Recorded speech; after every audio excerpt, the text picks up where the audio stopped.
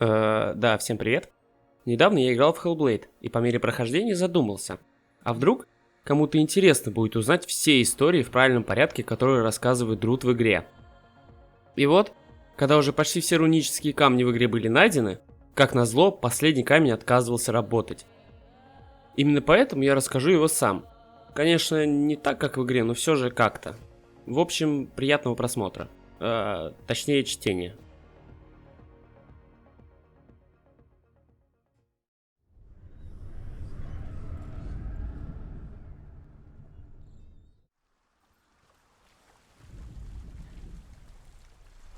Do not forget my stories, Senua, because your darkness comes from hell, and your fate lies there. They say the burning of a corpse will take you straight to Hela's gate, but gods and the living will follow this path. You must leave the Isles of Orkney across the eastern sea, and find a road that leads north and down through deep, dark valleys. After 9 nights of riding, you will follow a great river, and will find a bridge covered in gold. The path to Helheim goes from there, across the river of knives that flows from the dark world of Niflheim.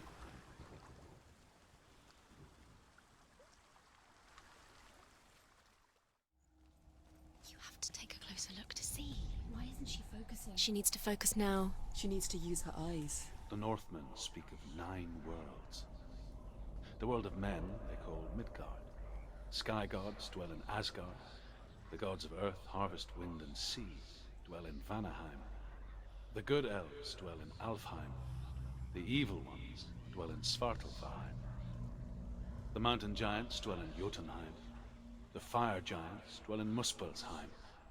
Niflheim is the world of ice and darkness.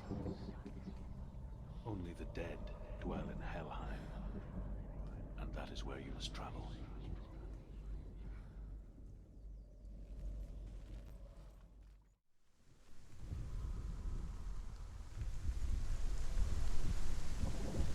The world of the dead is ruled by the giantess, Hela, daughter of Loki. The gods feared her bloodline, bad on her mother's side and yet much worse on her father's. So, as a child, the All-Father cast her down into Helheim and gave her power over those who die of sickness, age, hardship, and self-slaughter. In all of the 9 worlds, only Hela can resurrect the dead. To Hela, your Dillion was sacrificed, and with her you must bargain.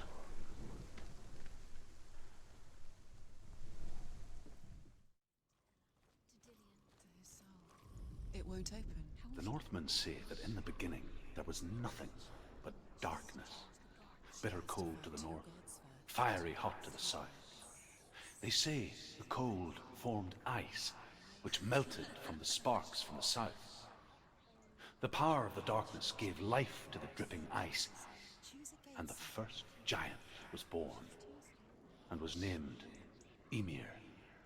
The ice continued to drip, and the power of the void gave life to it, and it became a cow, whose milk fed the giant. That's right, a cow. But you weren't expecting that.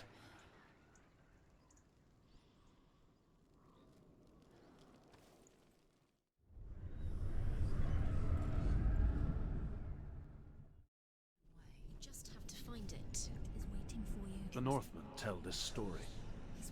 Before the earth was created, there was a world called Muspel.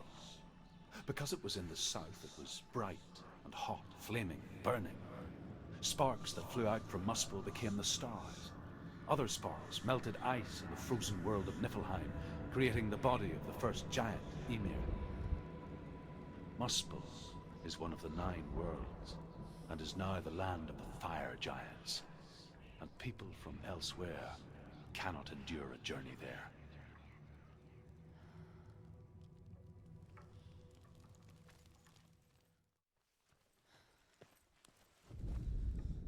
The Northmen say that the defender of Muspel is called Surt, the foremost of the fire giants.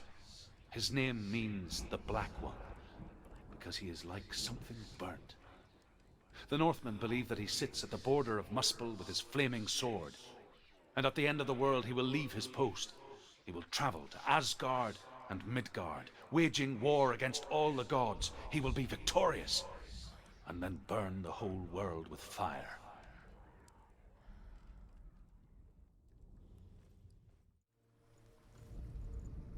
The Northmen believe that the world will be destroyed someday.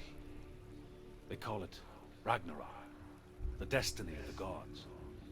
Asgard will be attacked by Surt and the fire giants. A monstrous wolf will swallow the sun, and the gods will fight in vain against their enemies.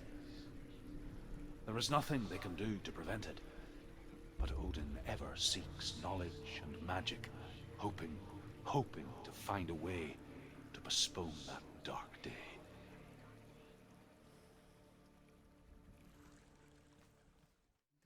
She won't be able to. The Northmen say that at Ragnarok, the sons of Muspel will travel to battle in the ship called Naglfar, the corpse ship. And when the sons of Muspel leave the ship and ride to battle, it will be as though the sky had split open, and Surt will lead them. Wherever he goes, flame will erupt before him, and fires will burn behind him.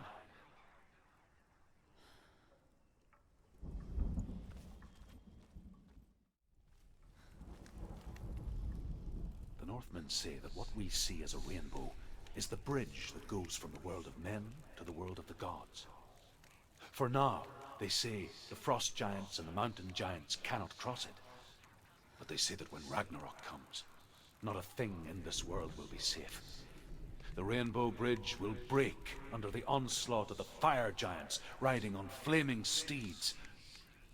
Senua, I have seen the fire of Surt spread far and wide, and to our lands. Ragnarok is coming.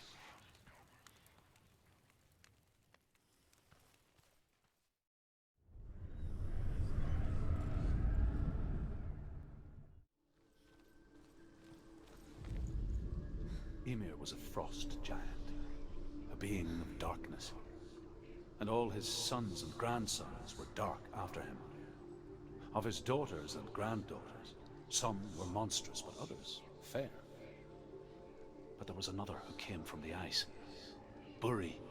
In shape, he was like a man, big and powerful. His son, Bor, took a fair giant to be his wife, and they had 3 sons. Odin was the eldest, and the Northmen hold him to be the foremost of the gods, the All-Father.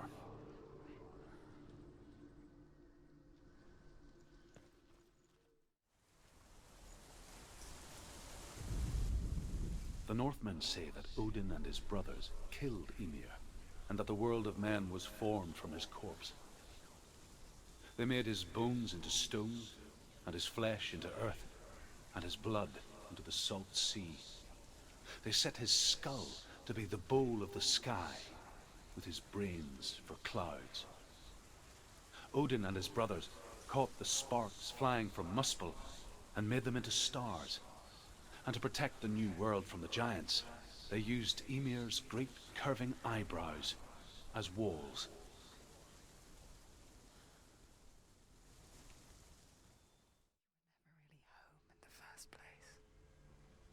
He hung himself from the world tree, and he stabbed himself with a spear, and he dedicated the sacrifice to himself.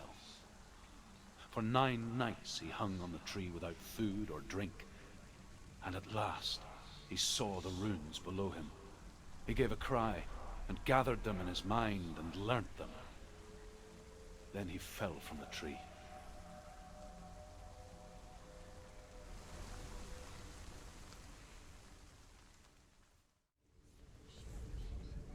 The Northmen say that Odin is always in search of knowledge and wisdom and magic. There was a very wise being named Mimir, who guarded the waters of wisdom which flow from the roots of the world tree. Odin wished to drink from this spring, but he had to pay a price. So he gouged out his own eye as offering to Mimir. He drank from the well and traded one way of seeing for another.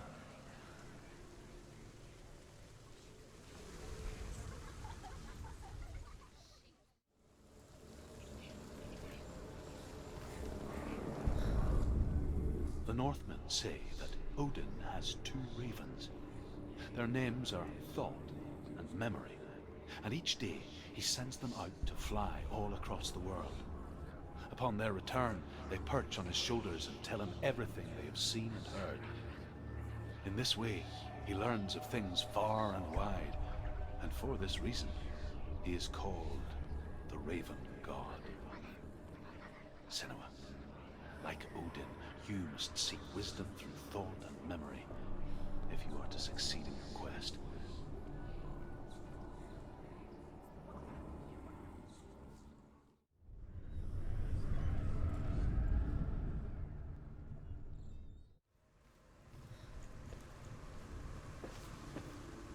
Speak to me, Druth. Tell me a story. Senua, listen. I will tell you the tale of a man called Findan. The Northmen captured Findan's sister, and his father sent him to pay for her release. But they took his gold, put him in chains, and held him for a day and a night without food or water. Then they released him. I don't know why. Upon his return, his father's enemies in Erin set fire to his home. His father burnt to death, and his brother was killed. But he escaped with sorrow in his heart. His father's enemies offered redress for his loss and invited him to a feast. It was at a hall near the sea. But when he went there, they betrayed him to the Northmen, who enslaved him and took him to hell. 6 years later, his slave masters landed on the shores of Orkney, burning all before them. And into that fire, Findan made his escape. What was Findan burnt away that day. But from the flames, a new man stepped forward, and Druth was born. Druth, the man that I am now.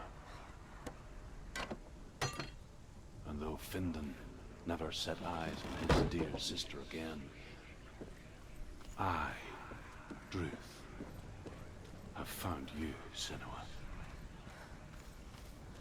I wish you could have seen my home before these dark times.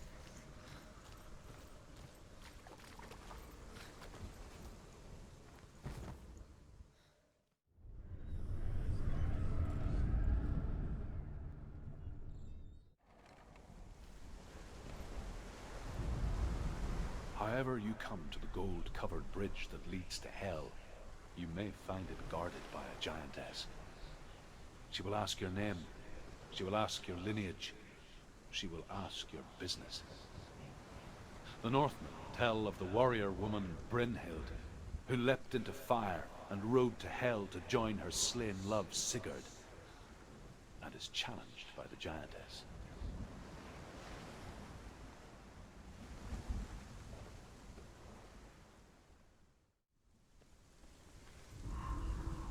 Hela possesses large dwelling places in Helheim. Tall are her walls, high are her gates. The name of her dish is hunger. Her knife is famine. On her threshold all will stumble. Her bed is called sick bed, and her bed hangings are called flames of a funeral pyre.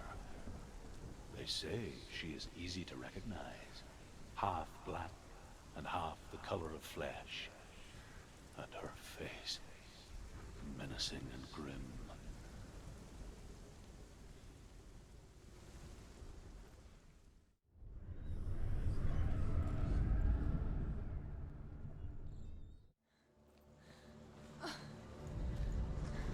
The Northmen tell of a great hero. His name is Sigmund.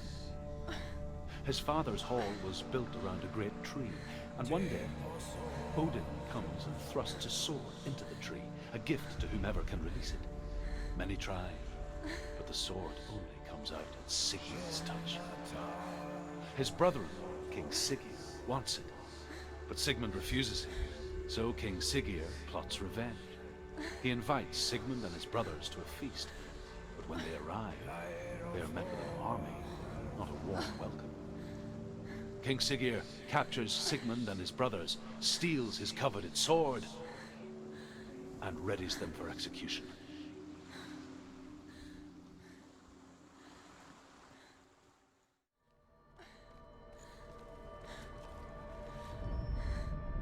Death for Sigmund and his brothers seems certain. But the king's wife is Sigmund's sister, and she begs for mercy and implores the king to chain them up instead. He agrees. Not for mercy, though, but because he plans an even more cruel and lingering death. Chained to a tree in the forest that night, a she-wolf comes and devours one of Sigmund's brothers. She returns, ravenous, night after night, until only Sigmund is left. The next day, Sigmund's sister sends a servant with honey to smear on Sigmund's face. But to what end? Well, that night, when the she-wolf appears again, you'll never guess what happens.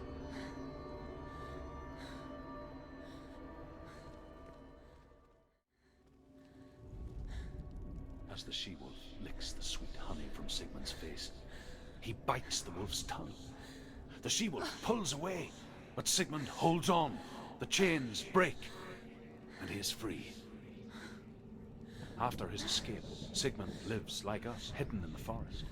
His enemy, King Siggeir, believing him dead, as his sister plots revenge. And for vengeance to succeed, even the great Sigmund needs help. So she sends her sons to him. But their blood is weak and corrupted, and they're put to death by Sigmund. So his sister hatches a new plan, one that is cold of heart and pure of blood.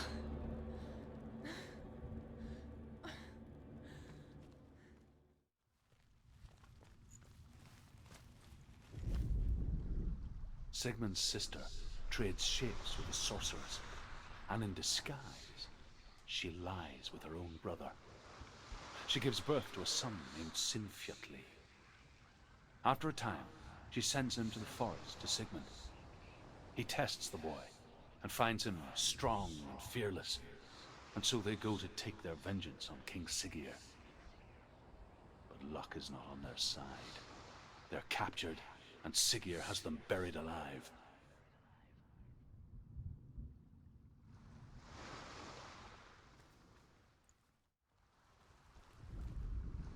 As Sigmund and Sinfjotli are being buried alive, Sigmund's sister throws an armful of straw into the grave mound.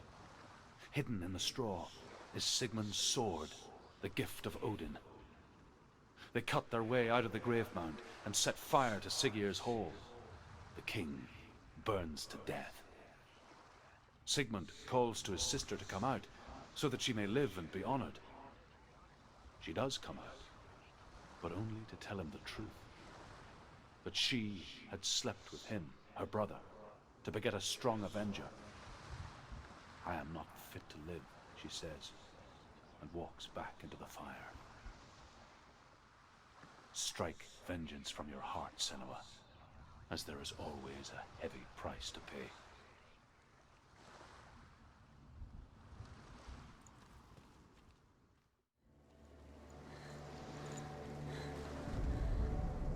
And here is the end of Sigmund's story. He was a fierce and great warrior who fought many battles.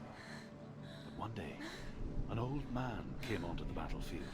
Although shadowed by a hood, Sigmund saw that he only had one eye. The man raised his spear, and Sigmund struck at it with his sword, but the sword shattered into pieces. Sigmund then knew that this was Odin, and thus that victory could not be his. He bowed his head and accepted his end. Dying, he tells his wife that she is with child, and that her son will one day make a great weapon out of the fragments of his sword. The sword named Gram.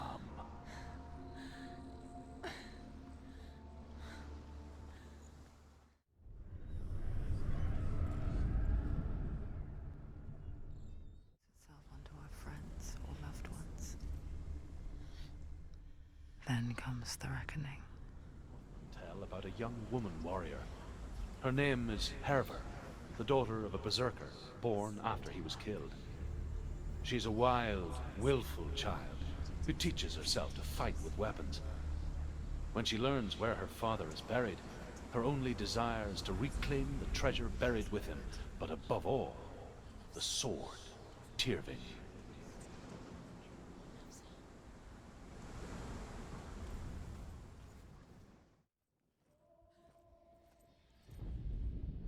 Hervor disguises herself as a man to join a band of warriors, and soon becomes their leader.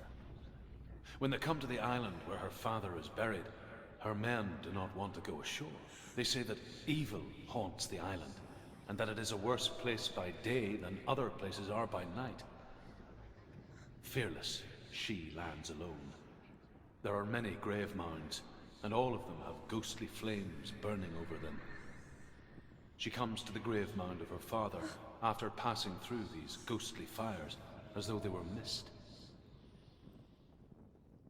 The flames I passed through were real enough. Damn the Northmen to hell.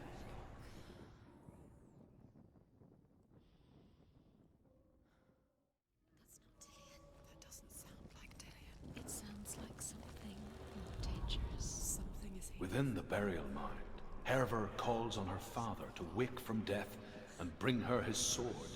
She says that it is not seemly for the dead in their grave mounds to bear valuable weapons. Her father answers with words of warning. You go to your doom. Baleful runes surround you. You have gone mad. You have lost your mind. Your thoughts are confused. It is dangerous to wake the dead. Like I said, she reminds me of you.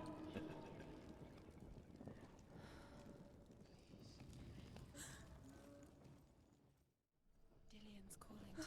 Can you hear him? Where is he? Hervor ignores her father's warnings. The grave mound opens, and it seems to be full of fire.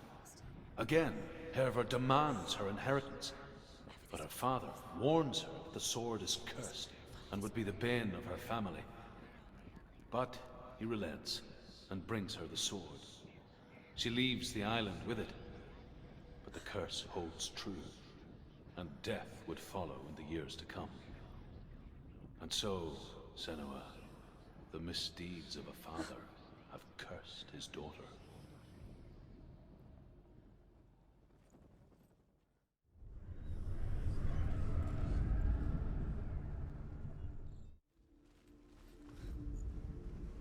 The Northmen tell this story about the death of Baldur. It begins with dark dreams. Night after night, Baldur dreams of his own death, and the gods fear for his life. So Baldur's mother makes everything in the world: fire, water, iron, stone, earth, wood, beasts, birds, serpents, poison, sickness, swear an oath not to harm her son.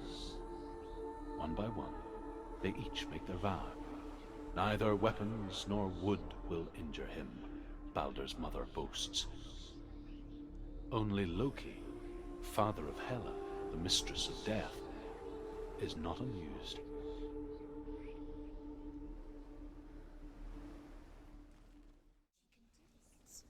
You're nearly there. Just find The gods feast and rejoice and amuse themselves by throwing spears and stones at Baldur, striking at him with sword and axe. But he comes to no harm, whatever they do. The gods never cease to wonder at this great marvel.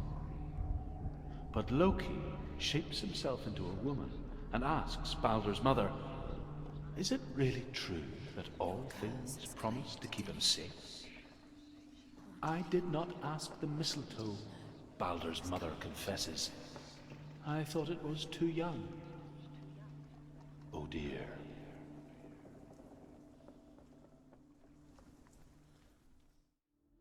Loki replies, "Here is a wand. I will tell you where he stands." And Huth throws the mistletoe at Baldur. It pierces through him, and to everyone's horror, Baldur is killed.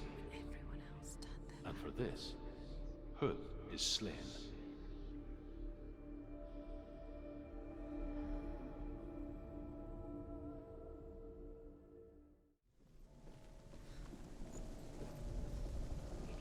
Northmen tell how the gods mourned Balder.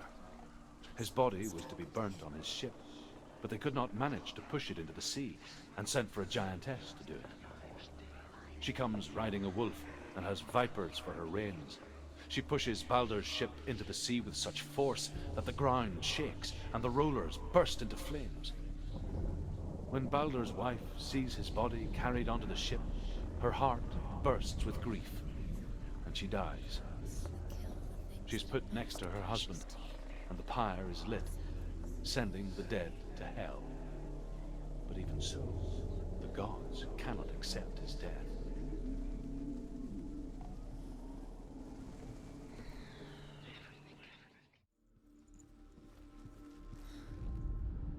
Overcome with grief, the gods send Hermod to ride to hell and ask Hela to let Balder return home. All the gods are weeping, he says. Are they? Asks Hela. We shall see if he is truly missed. If everything in the world will weep for him, he shall go back to the gods. But if even one thing refuses, Balder stays with me. The gods send messengers everywhere. Weep for Balder, weep him out of hell. And everything wept. Men, beasts, earth, stone, trees, metal, everything. Except for a giantess they found in a cave. Balder was never my friend, she says. Let hell keep what she has. The Northmen say that the giantess must have been Loki in disguise. Dillion's in the tower. He's there.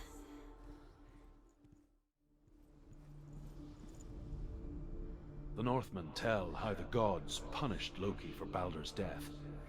They captured him and took him to a cave. They fetched his 2 sons and turned one into a wolf, and he ripped his brother apart.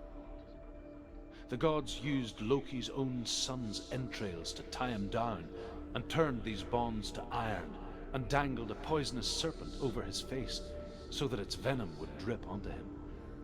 Each time the venom drips onto Loki's face, he writhes in agony. The Northmen say that is the cause of earthquakes.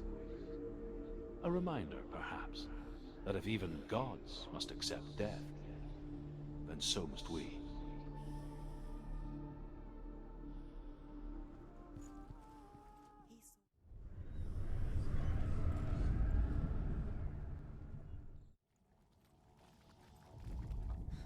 The Northmen speak of a death moon, a light shaped like a half moon that appears inside a house and goes around the walls.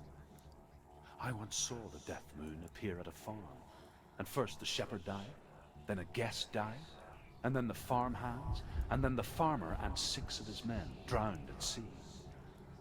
But that is not the end of it, because the dead return to haunt the living. If you see the death moon, then beware, because there will be death in that house.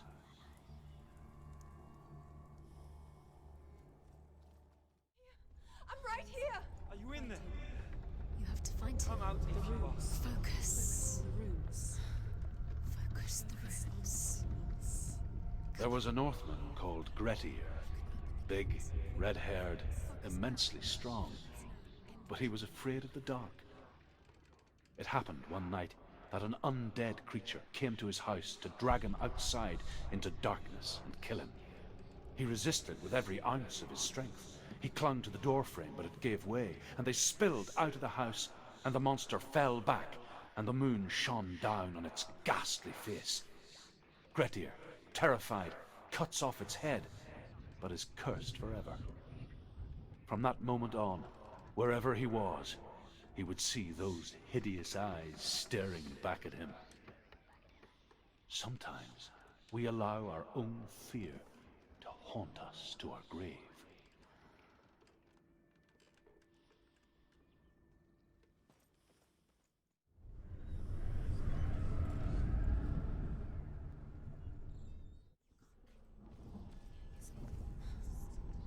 I will tell you of a great hero named Sigurd, son of Sigmund, no less. Born after his father's death, Sigurd is cared for by the dwarf Rain, but Rain does not love the boy. Instead, he plans to use him for his own ends. You see, Rain's father possessed a great treasure given to him by the gods, but Rain's brother, Fafnir, killed his father and took the gold all for himself. Fafnir hid the treasure out on a heath and could not leave it, and from the evil in his heart, he turned into a dark creature, a dragon.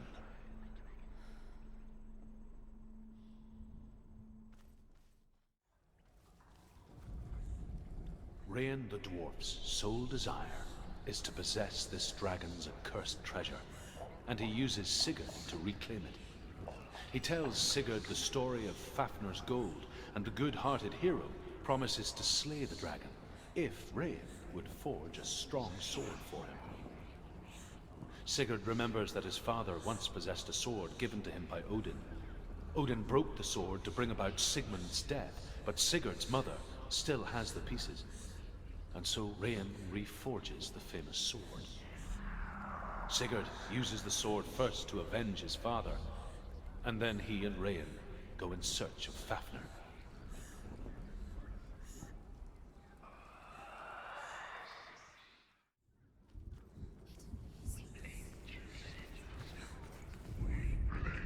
The dragon Fafnir is so large and deadly that it would be impossible to kill him face to face. But each day, Fafnir crawls across the heath to find water. So Sigurd digs a pit in the dragon's path and lies in wait in it. When Fafnir slithers overhead, Sigurd sinks his sword into the dragon up to the hilt. Sigurd leaps from the pit, and Fafnir sees his killer. He warns Sigurd that the treasure will lead to his death, as it led to the death of all who owned it. Sigurd replies that death comes to all men, and every man would want to be wealthy until that day. And he takes the treasure.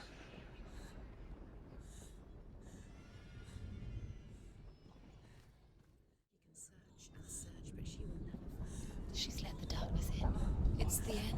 The darkness will take her like it took her mother.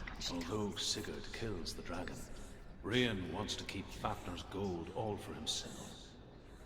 Rain also wants the strength and wisdom of the dragon, so he drinks its blood and asks Sigurd to roast Fafnir's heart for him.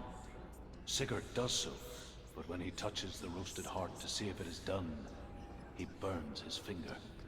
Without thinking, he licks his finger and tastes the dragon's blood. In that moment, he understands the language of birds and hears them talk nearby. The darkness will take her like it took her mother. She has to. Sigurd's newfound power lets him hear the birds speak, and they say, Sigurd should eat the heart himself. The darkness is, and she'll Rain wants Fafnir's gold. Sigurd should kill Rain before Rain kills him.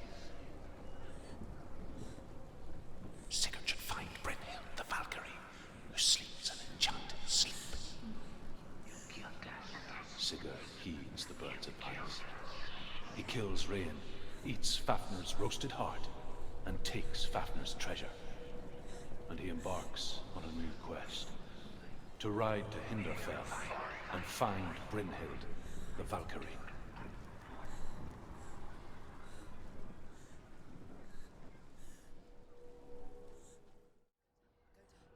She has to. Keep the torch alight. Sigurd learns that Brynhild had once disobeyed Odin, and so he had her punished, stuck her with a sleep thorn, and put her body within a rampart of burning shields. Only a man who knew no fear would ever reach her. But like me, Sigurd is fearless and passes through the flames, just as I did, and wakes the sleeping warrior girl. She teaches him the secret wisdom of runes, namely victory runes, ship runes, runes for persuasion, runes for truth, runes for healing and help, runes for perception and power. Like Sigurd, the greatest young warrior of the north, you must learn the secrets of the runes to fight amongst the gods in hell.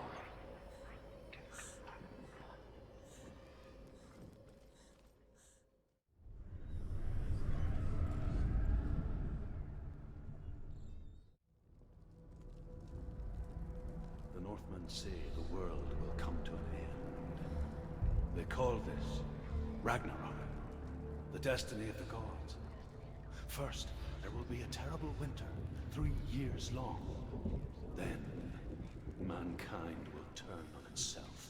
Brothers will fight each other to the death, and people will forget what they owe their kindred. Times will be hard. Crimes will be great. It will be an age of axes and swords. The wind will blow through abandoned halls. Wolves will walk where children played. The world will fall into ruin.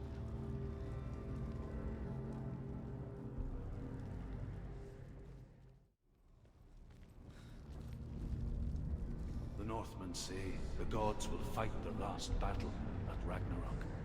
Their watchmen will blow the horn that can be heard through the whole world. And Odin will speak with the severed head of Mimir, which gives him good counsel. The land of the giants will thunder with the sound of their army on the move. The gods will assemble, the dwarves will leave their stones. The frost giants will come from the east. The Midgard serpent will turn up the waves. Eagles will scream and tear at the corpses with their yellow beaks. The ship of the dead will set sail.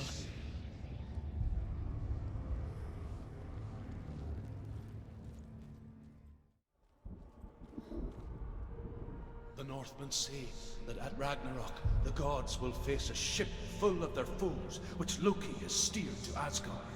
It carries the fire giants, the wolf that will eat the sun, and all kinds of dark creatures. Surt will join them with his sword of fire. The cliffs will crash, trolls will walk the land, men will tread the road to hell, and the heavens will split open.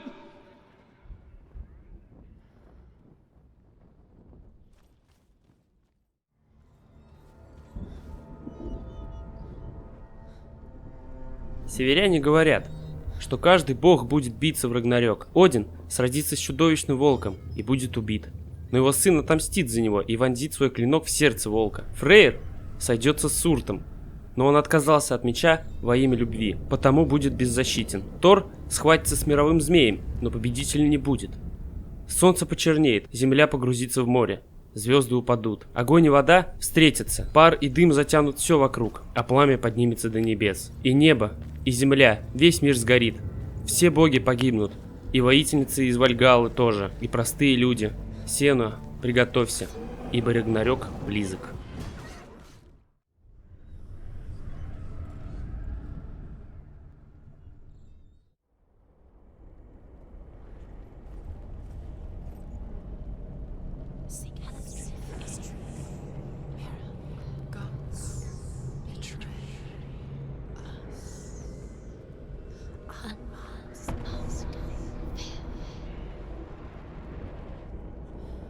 The man I was before Druth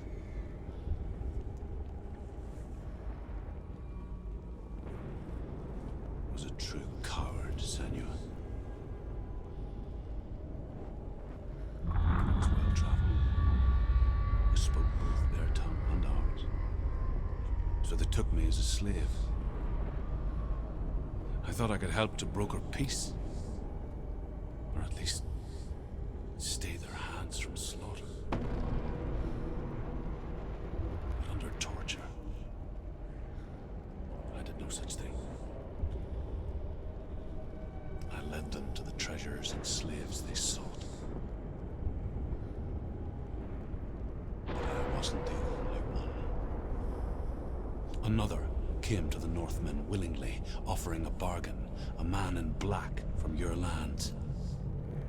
And he was offered safe passage for his treason. In the end, Senua, it isn't the gods that cause us so much suffering,